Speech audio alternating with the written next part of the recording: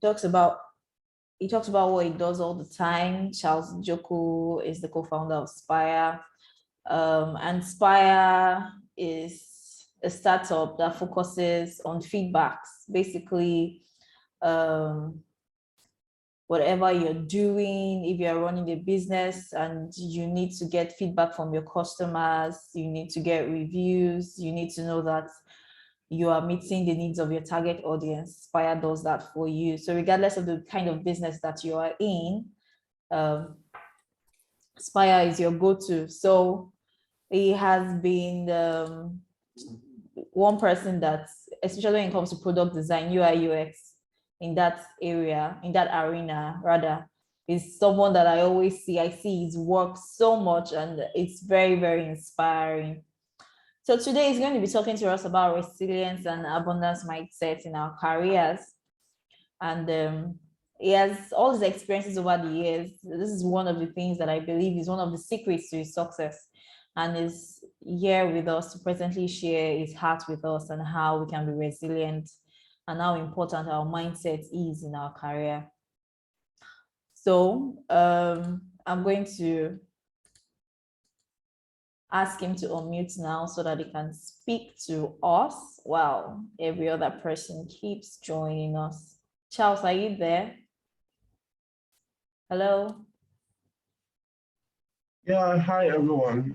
Good afternoon or good evening. I hope I did justice to Spire. Yeah, it's fine. Yeah. It's a pleasure having myself here. Thanks to Kelly for reaching out to me to host this session.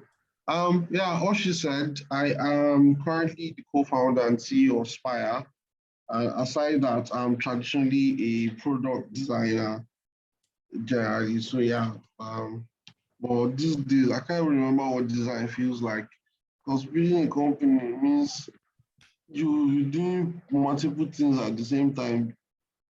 But yeah, it's been interesting, I would say. Is it fun? Well, let's start making the money first. We'll know if it's fun. But for now, there's no fun in it too. But it's interesting actually. Very interesting.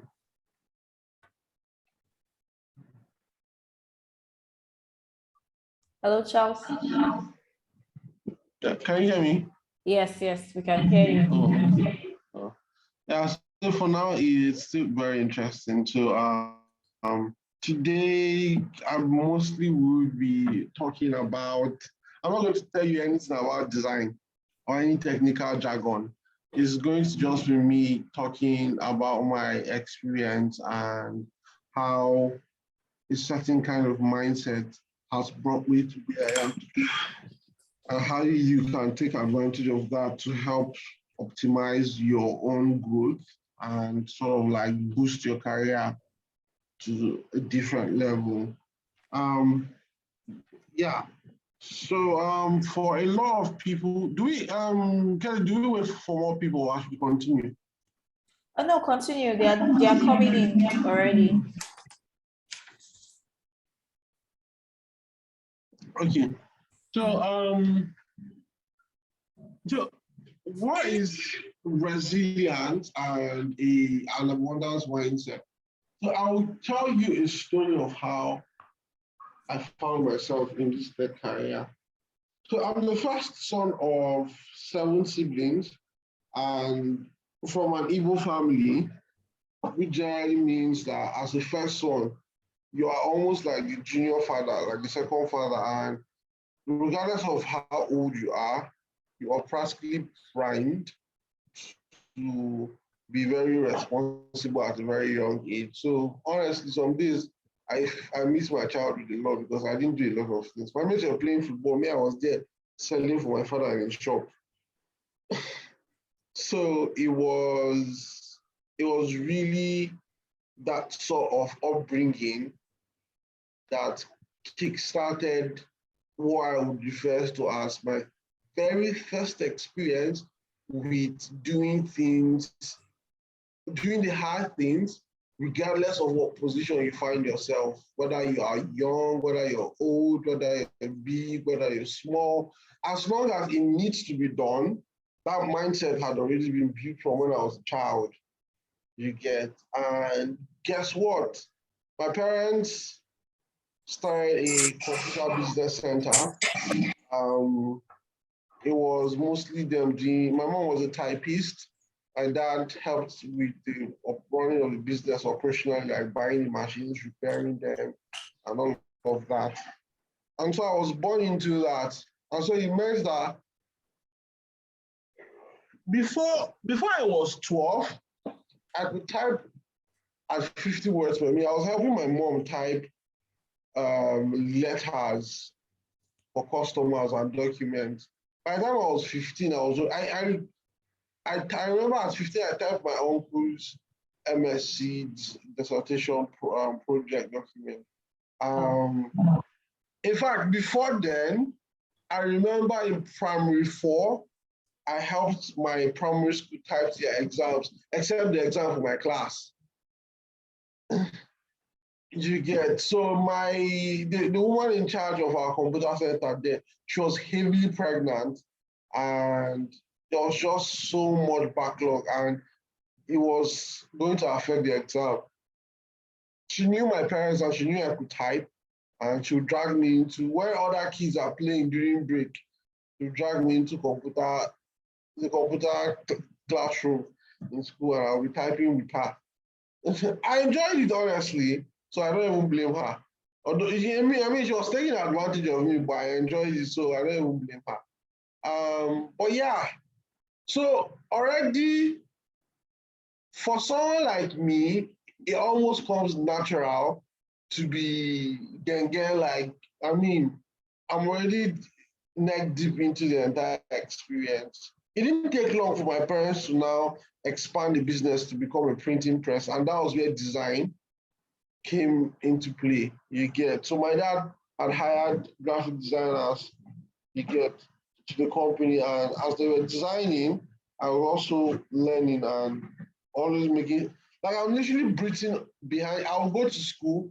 Once school closes, I would run from school to my dad's shop just to go and design something. Maybe I saw something somewhere and I wanted to design. You get, so it was indeed all of these experiences that sort of like built my perception. I'll be resilient. You get, all my life, I, I have had the opportunity. My dad is a very tough person, so it's not even easy to. Yeah, there's absolutely no way for you to get anything easy, even if you wanted to. You get, so it was all of that experience that built the foundation to my resilience. But now let me step away from my upbringing, you get, because I know there are a lot of people who might not have the same experience I've had growing up. So how do you function? So I left, I mean, I went to secondary school, and honestly, after secondary school, all my dad wanted me to become was a doctor. So I applied to go and do medicine. I think school is the only thing I'm not resilient about, honestly. But yeah, I applied to, I didn't get admission the first year. I applied second year, nothing again. And it was the third year. I actually got admission, but not medicine. There was some sort of politics around it, and my quota was given to someone else. And they had to give me another course I didn't apply for, which was biochemistry. We couldn't fight it, so I had to take it. So while we were in school, while I was in school, I was still pretty good. Um, but I knew it was not what I wanted. I started feeling out of place. And by my second year, second semester, the amount of class I attended probably went from all to maybe twice a week.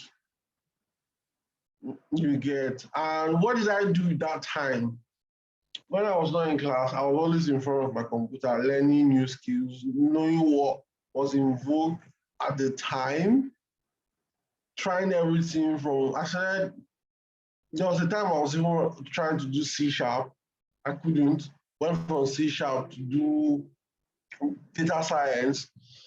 I did data science for a bit, and I got hired by a US firm. That was when I started Upwork in 2015, late 2015, early 2016. And I got my first job with Funded Today. Funded Today is a marketing agency in the US, one of the biggest. And one of the biggest marketing agency for crowdfunding. So most people, when I want to do crowdfunding, they go to Funded Today to help them market to their audience. So I was a data analyst and lead generation expert for Funded Today. Basically, what I did was to validate all of the leads according to the audiences that we're trying to market to, verify that they are working and the emails are correct and it's accessible, and follow up on that. I generated up to 7 million leads in the 2 years I worked there. And that was like one of my major experiences with data and lead generation. I did a bit of marketing, I did a bit of animation, did a bit of video editing, did a bit of web scraping, web search, did a bit of SEO. Like I practically did a bit of everything until I finally decided to settle in product design. I don't think there's any, even customer support I've done, I don't think there's any both technical and non-technical role I haven't tried in this thing. Because I remember at some point I was learning front end. There are like more than 4 web apps that I built during this time. Till now, I still know how to write code, even though I don't consider myself a front-end engineer. I tried doing AWS and what was it called, DevOps at some point, work. I tried doing back-end engineering. I couldn't even write any. That was my SQL mostly. I couldn't even finish the course. I went to this quaint university, what was that name itself, to do Python and data science. After the first 10 classes, I just left that in. What was it called? I took a course on digital transformation and strategy. Ooh, that was the most beautiful thing I ever did. And that was when I started knowing where my strength lies. I just understood that I'm a very perceptive and conceptual person. You get. One of my strongest things to take something and literally build a strategy around it. And that was when I started leaning towards UX design and product design. Combined with my graphic design skill, I started learning user research, customer research. Took an Udacity course on UX research, took more courses on product. Let me switch on my video. Okay. So I took a few other courses. I practically did a lot of things before I decided to settle on product design, and I followed product design squarely because it just felt like product design compounded all of my experience, because there are product designers that are front-end engineers.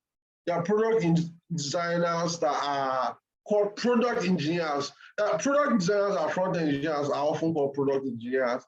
There are product designers that are now product managers. I mean, these days they will say the best product managers are technical folks, so people who are either engineers or product designers. There are product designers that are managers, executive managers in different fields. there are product designers who understand marketing. In fact, any product designer, I can't hire a product designer that don't know how marketing ties into the product they are building, honestly. You get. So product design is also like a sweet middle spot in all of my experiences put together. Was I confused? Maybe a bit. But I figured I cannot ask anybody what I wanted to do. Nobody knows what I can do or what I should do. And my way for answering that question was to try everything. You get, but I didn't get frustrated because one wasn't working. You get, I didn't do one and it failed and I stopped halfway. But I see a lot of people do that. They tell them, they ask for advice, they tell them, oh, you can try front-end engineering. They take the first course for 1 month, you know, succeed, waiting and build, they like something where they're ridiculous and they give up. I see people that tell them try product design, they do design. After maybe they don't drag them for 2 years and design ugly. They don't want to do design again. So, but none of what people ever said, if I show you my first design, my first product design, oh God. But none of those things ever deterred me from going. All I had in my head was I'll keep on trying different things. I know one must stick. I know be, first of all, I believe in myself that I know be Olodo. You get, I just know it's a case of finding one thing that really sticks. Yeah, unfortunately, there are people who are lucky and the first thing they try sticks. You get, for some of us, and it's really because my kind of personality, I am easily distracted. You get, so I could be doing one thing now and my eye don't enter one new thing will just come out. You get, and I don't jump when they try them out. You get, so if you're lucky to find something that sticks the first time you try it, you'll be good picking. You get, but if you don't find, it's not a signal for you to stop. It's a signal for you to try something else. Or it's a signal for you to maybe try a different approach on that same thing. No, because for example, I know I tried doing like core front-end engineering from a vanilla point of view and all of that. And it was tough cramming all those codes and all of this. Today, I probably will not spend my time writing hardcore code or using Vue.js or React or frameworks to write front-end code. But I am very good with using builders, from WordPress to Webflow to Bubble to like name any white space, Squarespace to Wix.com to Elementor, whatever. Name any builder in the world now. If like made a build that yesterday, just give me 24 hours with it. You get, and I'll figure how it works.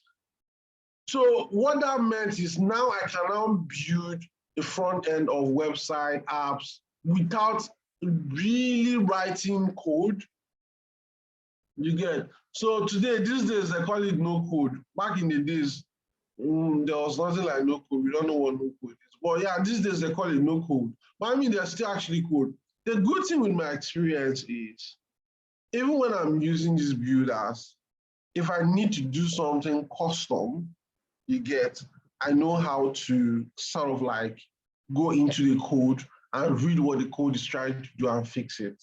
A lot of people know how to use no code tools, but they can't necessarily debug what they are working on.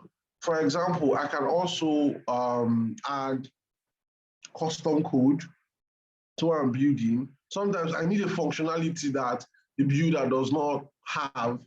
I'll just go and write the custom code, copy it and paste it there and make it work. Yeah, so that's why the no code and code thing really, really is a sweet spot for me. You get. it's just a pointer that when things don't work out, it doesn't mean you should stop. Two things: either you try something else or you try a different way to do that same thing. You get. If you if you call a traditional software developer or web developer to build you a website, he can spend 1 week writing code. In 24 hours or max 48 hours, I'll build the same thing using Webflow, chicken, and with even better functionality. While that guy is still trying to test his code, you get. So at scale, the thing is at scale, my skill doesn't probably work when you want to build something that needs to scale across dynamic systems and all of that. You get. And there, software engineers reflect. But at least it gets the job done for things like concept. Like remember I said we say I'm a very perceptive and like concept driven person. You get. I need, if I think about something, I need the simplest version of it in my hand or to see it, to completely put it together. You get. So this is why my skill is very, very suited for that kind of person. You get.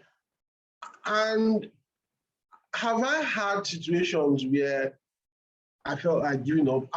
1,001. In fact, today before this call, I said they sleep. I say, whoa, this startup thing, if it has me too much, I will go my mama's house.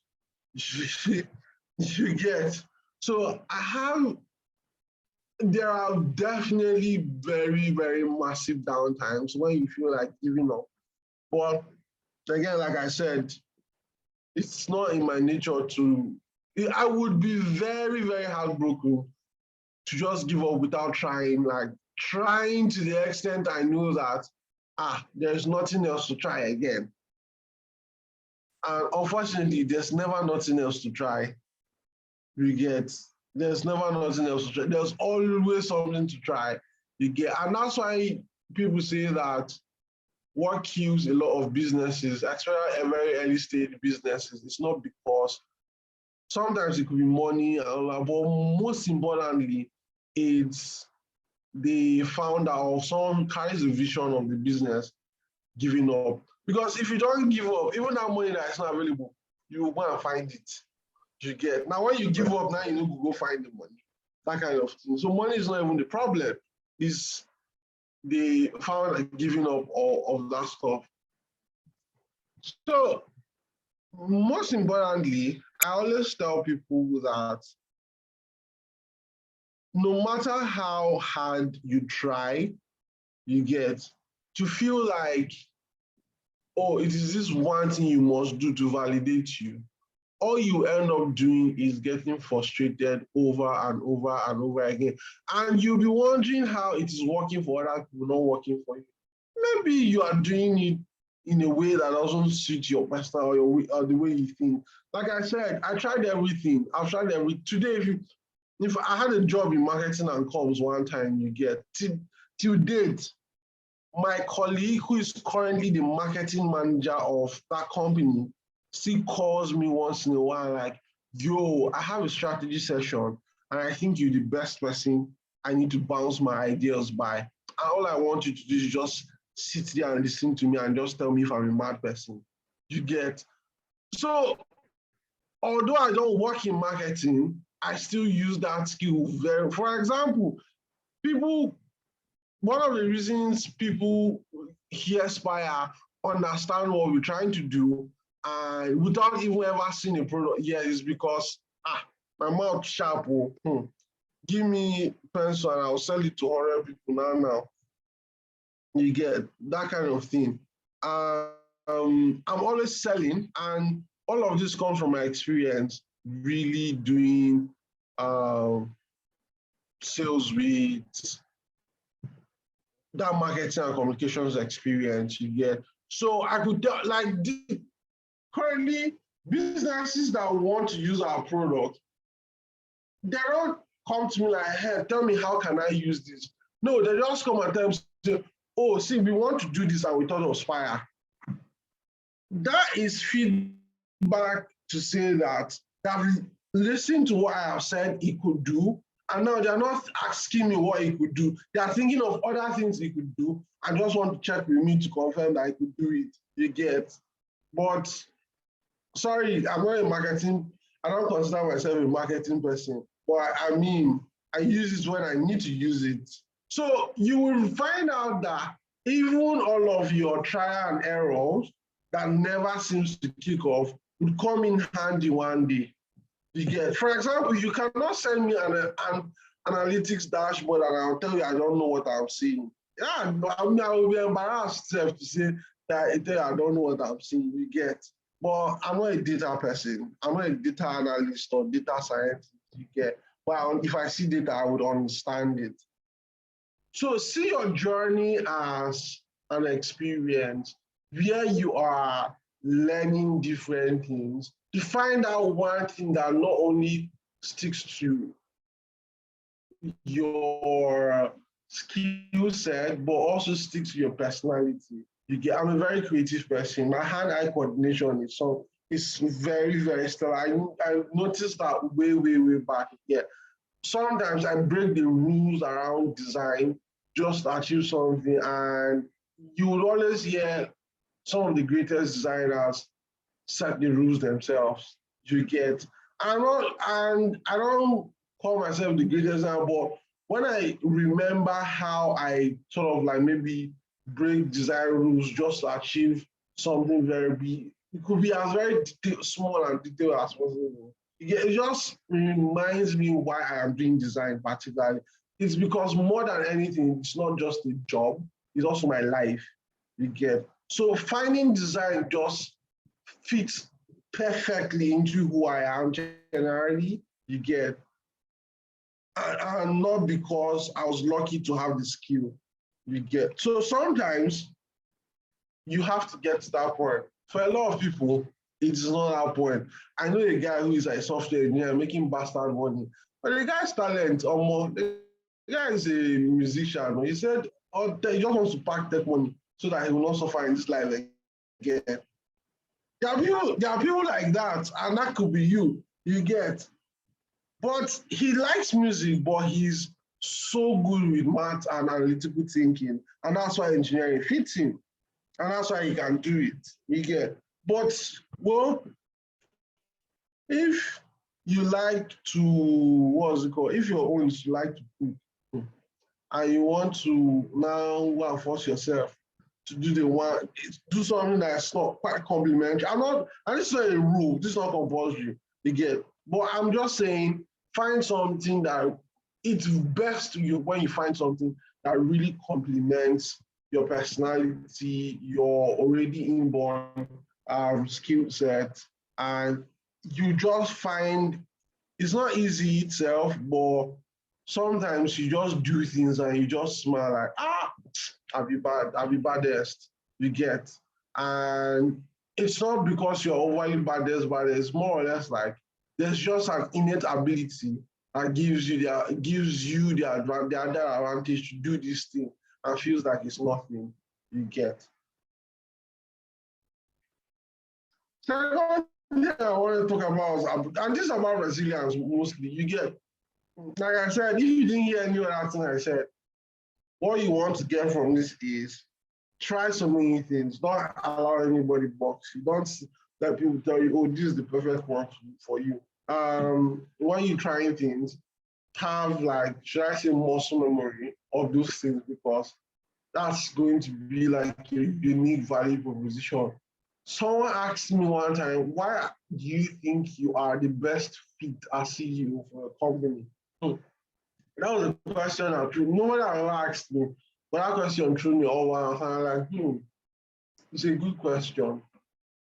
I told the guy that think of everything and anything a CEO needs to do and tell me, and show me one you think I cannot do. So I was like, well, fair point. I've seen you do several things. And definitely there's a lot of CEO things I cannot do. But point is, even when I cannot do them, I have one thing.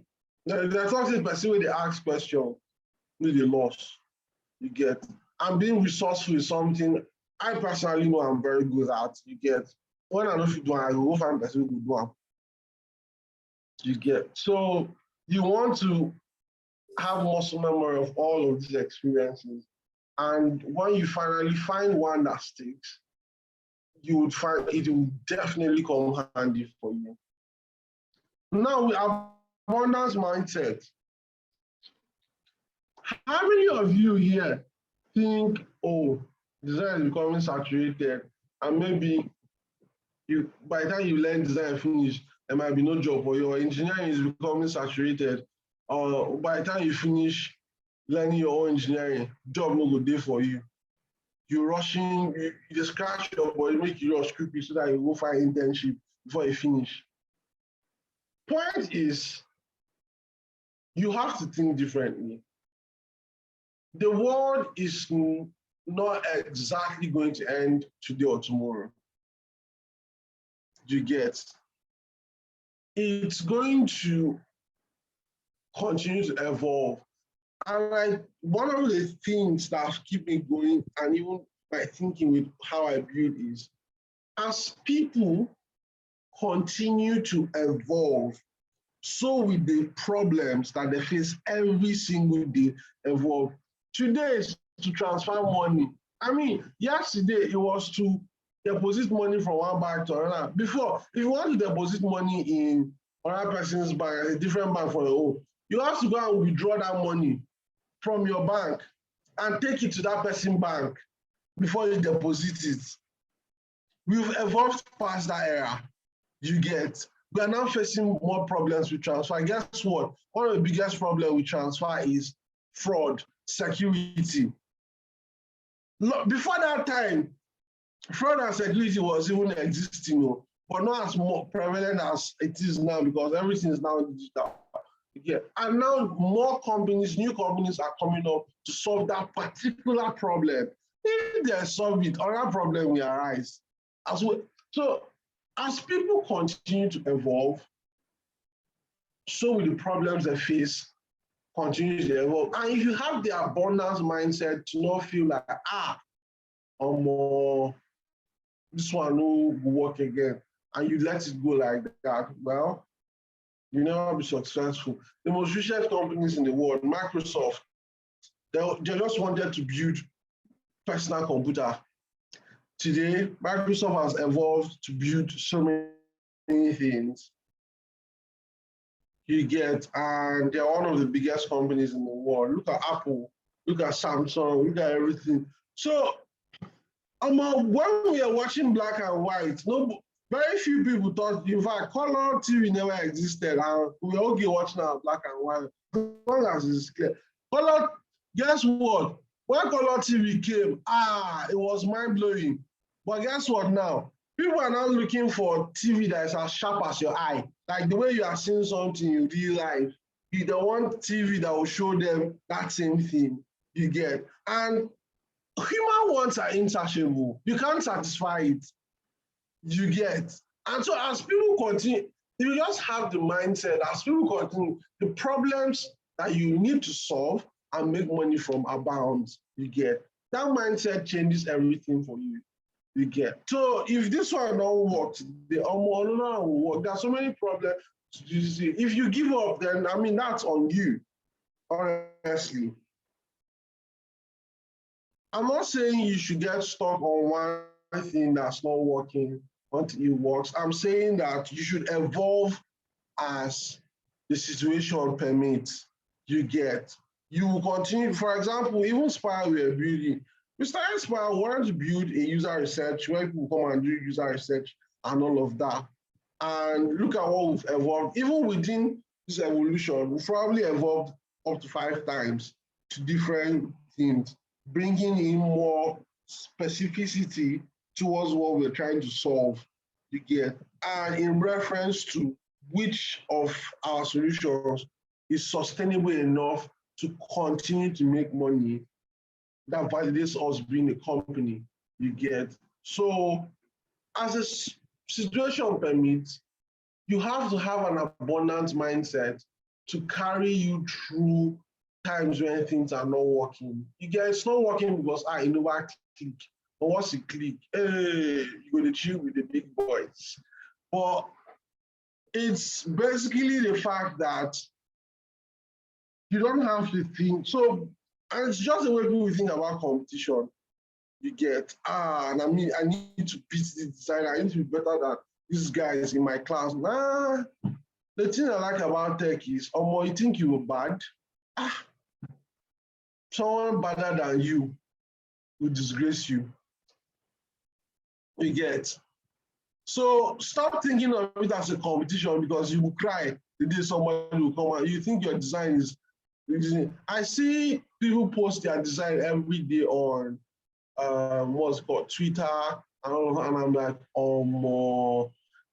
these people do not know how lucky they are, because I know when I started design, and I wasn't design, but my designs were not this good. But I mean, I see someone who probably learned design 3 months ago and post their design. I mean, I'm like, I mean, I will criticize now. I will criticize it. I'll tell you all the wrong things. But what I've tried to do these days is reflect back on what is it like to design at this level of their career, or at this stage of their career. You get, and then I benchmark my expectation around that. You get, so that I don't overwhelm them with they're not doing enough. You get, what I do is I can show you the possibilities of where you can get to if you consistently focus on improving on even the smallest bit of things. You get, so if you continue to focus on improving on the smallest bit of things, you get. So don't see it as a competition. It's like I said, if I show you my first design, even me, I'm going to delete that file before somebody will use it and blackmail me one day. but yeah, you have to think of the enormous availability of opportunities and abundance you get. And currently, because we are now even in a more globalized world where it doesn't matter where you're from, it doesn't matter where you are, you can have access to some of the most world-class opportunities you get. I know it's not as easy as we would maybe want it to be, but it is better than where we were a year or 2 years ago. You get. Now people, they boldly send application to US companies straight from Nigeria. Before you send application, you go think, you go even look yourself finish. You get. But now we are now even more confident that we have standards that match what global counterparts want. And it is that thinking in abundance that builds your confidence to be able to do things like that. With these few words of mine, I hope I have not confused, but rather convinced you that the Lord is good. But yeah, always go, when you go into things, go into it completely and be rest assured that as you continue to optimize for experiences or opportunities that suit the situation, you cannot die. There's no way you can quench. That's why when people see me and tell me, oh, what if this thing fails? I'm like, the interesting thing is, as I'm sitting here talking to you now, I have more than 6 companies. If I wanted to start today, I'll start. You get, so if one fail, we'll try another one. We'll try until the one way will click, so that we'll chill with the big boys. You get. So you have to have that abundance mindset that there's plentiful, and all you need to do is continue to optimize and try to hit that sweet spot that, I mean, kills everything.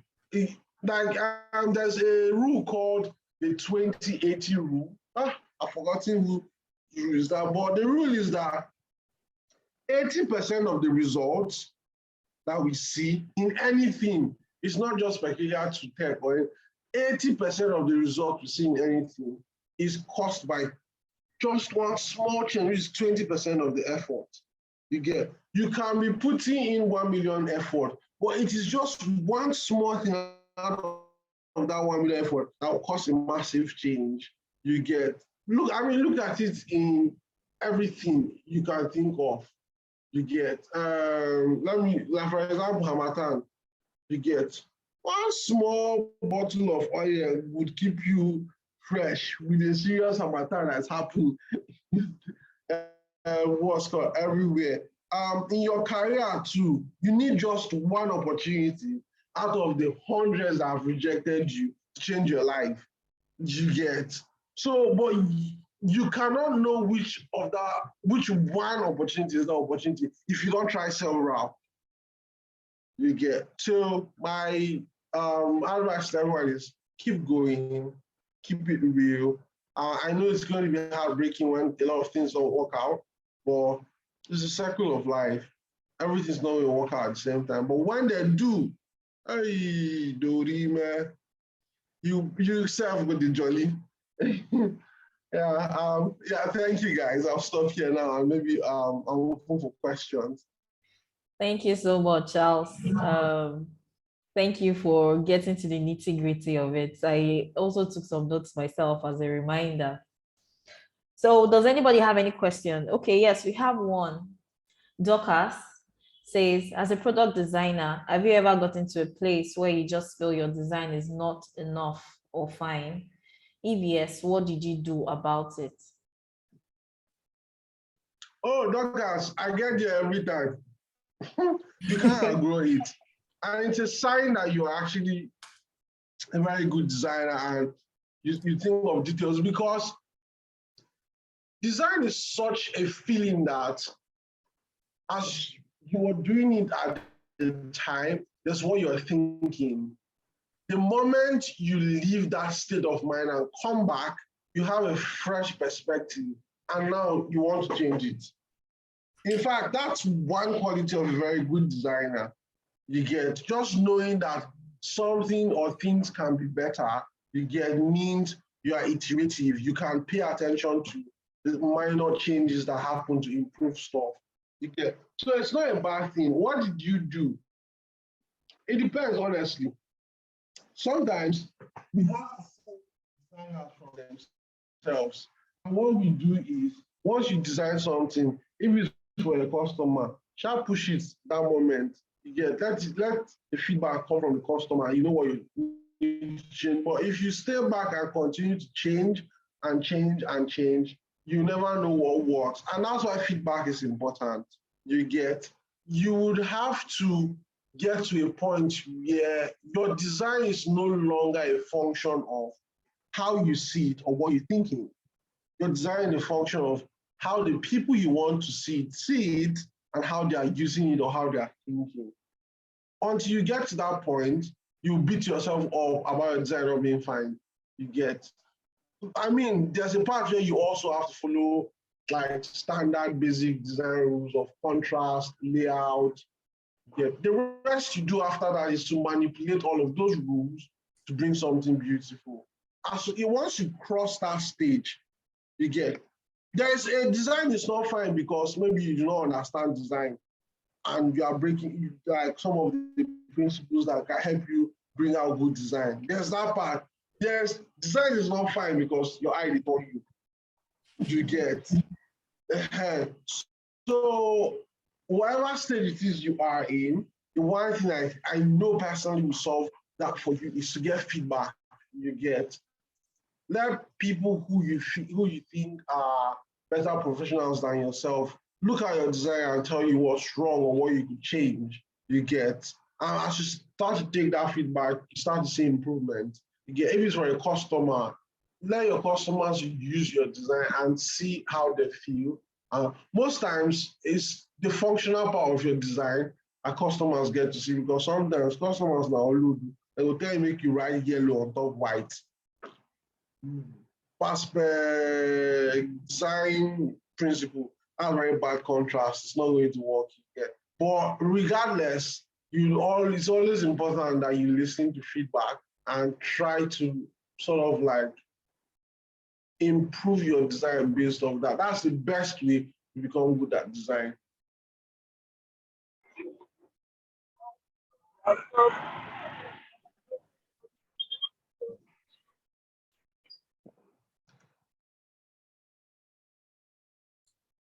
Okay, Charles, thank you for that.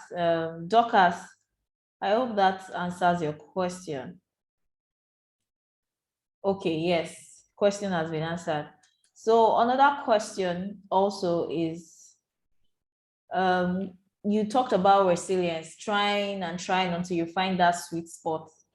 So basically, there are a lot of all these tests that they run now, Myers-Briggs test and all that. Does that in some way help in identifying your sweet spot when it comes to tech, when it comes to your career? Like this Myers-Briggs, where they say empath and all those other personality types. So that's my bridge test is mostly psychology. And where I could help you is understanding your personality. I can't exactly tie it to your career, but I think the psychologist might be able to help. But I know that taking one of those tests helped me realize why I'm very distracted and how to manage it. You get. It also helped me point out why I feel a certain way about certain things, and also me sort of looking back even into my work. So, for example, I discovered that I am a very adrenaline driven person. Once I am excited about something, you get, I can or more, and then you die. Yeah, be as if I carry mountain for my head self. Yeah. But once that excitement dies out, that thing no longer interests me. I never knew it was a thing until I took that test. But what that helped me do now is understand when my excitement is high and when it's low. When it's low, it doesn't mean I completely want to give up on that thing. It just means I have to find something that would excite me to get back, to get my mojo back. You get, and that's how I've been able to sort of stay focused on like building a company. Because building a company is not a, you can't do it on excitement and vibes. You get, it will come crashing. Because I've done this Spire since, but after several frustrations. But because I understood that, it means once I am not overly excited about things happening, I take a step back. That's where my co-founder takes for front seat of most things you get, and we make it work.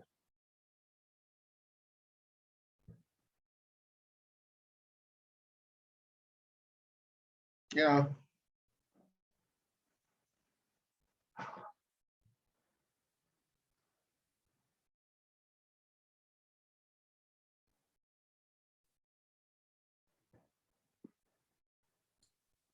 Okay, here's another question, a very long question, in fact. I have a question. Spire Africa, okay, it's about Spire. These are research testing company, and we believed and still believe 2022, this is going to be a massive movement on this on Spire, and will this encourage young junior designers? Speaking for myself, I made a tweet a few weeks ago that 2020, I'll be looking at tagging this goal in my mind. Okay. I think what Eniola is trying to say is that will Spire be requiring junior designers anytime soon?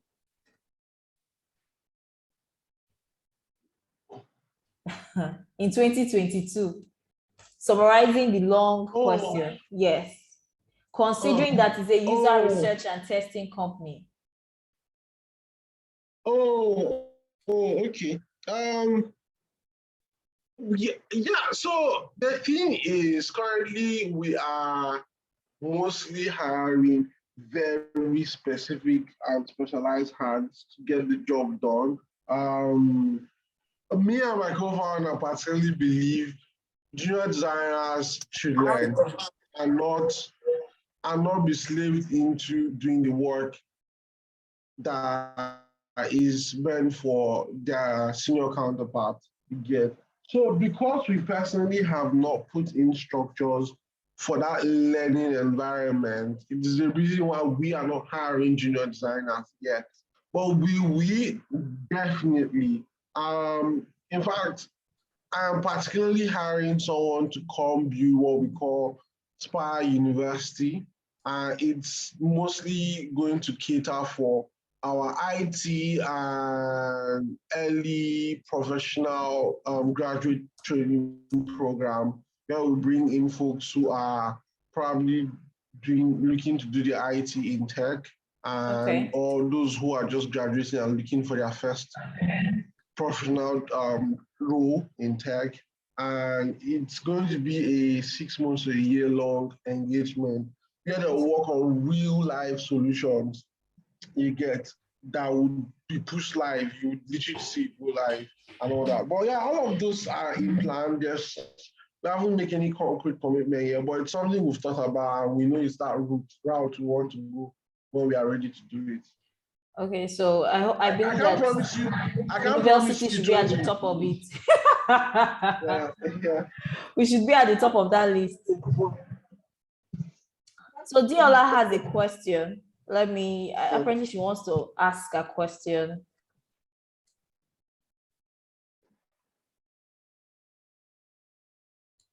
Okay. Diola. Hi. Hi. Oh, I'm back here. Sorry, I had a bit of a network issue. Okay. So. Yeah. I saw your hands raised. Yeah. Can you hear me? Yes, we can.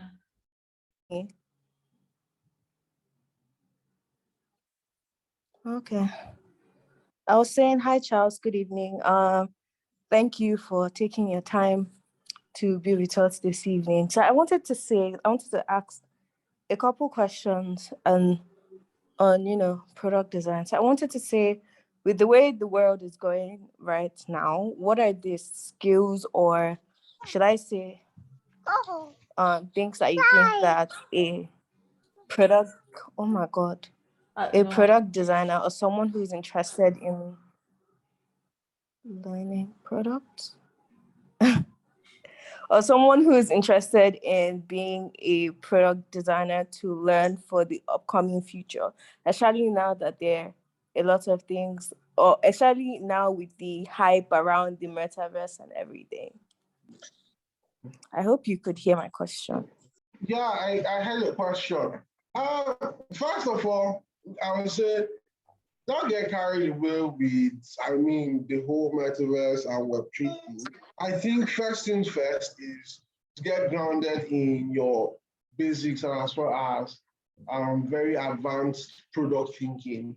The best thing I would tell anybody, in fact, is just be good at product thinking. Wherever it is the industry is going, if you are good at product thinking, you would always think of ways to fit into the new dispensation. For example, I've not touched any single material on Web3, you get, but I know when I am ready. When I'm ready to do it, it's a walk in the park for me, and really. Not walk in the park that is simple, but walk in the park is not something I'll find too cumbersome to get into. And like I said, product thinking will help you do that. Yeah. There's no industry, no sector, no that I can't think around, because the fundamental or the most common thing among all of them is that you are being tasked to solve a customer problem. And so if you can think across the lens of what does the customer want, how do they want it, and how can we build it? Everything around product thinking would force you to contextualize your thinking with the current situation. Today, I'm thinking about fintech. Tomorrow, I'm thinking about e-commerce. Next tomorrow, I'm thinking about crypto. Different sectors, but the line of questioning that drives your thinking around them is basically the same. Yeah.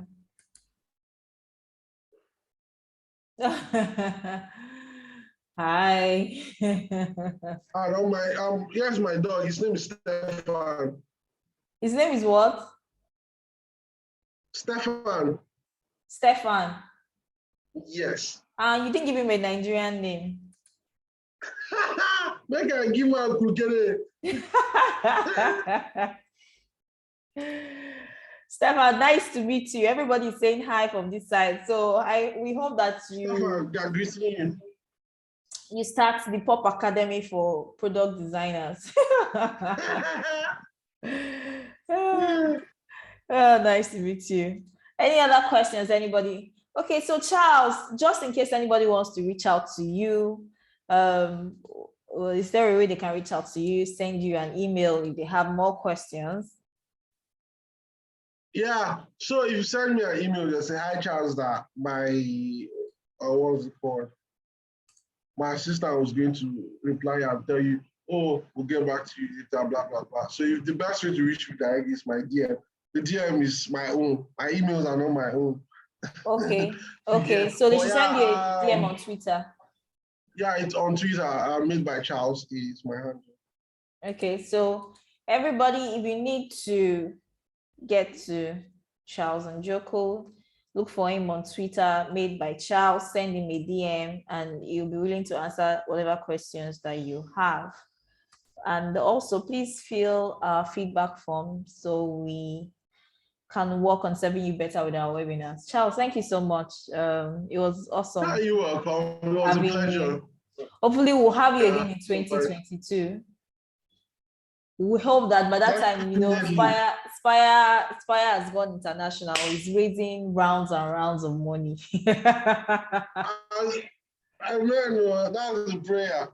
Yes, so we'll definitely will have you back in 2022 because I'm sure a lot of people here still have questions. By the time we'll upload the replay, I know that people will still have a lot of questions. But thank you especially for talking about resilience, because it's very, very important. It's not even just in tech, generally in life. You just have to be ready to push back regardless of the situation that you come across and all that. So thank you once again. Stefan, hopefully one of these days we'll get to know. Stefan. Yeah, say bye-bye to them. Yes, yeah, bye. So everybody, thanks for coming. Thanks for coming out to this evening's webinar on Secrets of My Success. Our next webinar is going to be awesome, which is going to be in January. So make sure that you are available and send the invites out. Please also fill the feedback form for us so that we can work on making this webinar as more awesome as possible. Once again, I'm Kelly Olise and I'm the community manager for University. So University is a coding school where you learn how to code. We run coding boot camps, 3 to 6 months, 12 weeks and above, where you can learn how to code, product design, UI, UX, front-end web development, back-end development, and data science. So if you have any questions, you can just send us an email, community@university.com, and we'll be glad to answer you and answer all the questions that you have. So bye, everyone. Thank you for coming around. Have a great weekend. And for those of you going for weddings, do remember to share the rice later online for us. Okay, bye.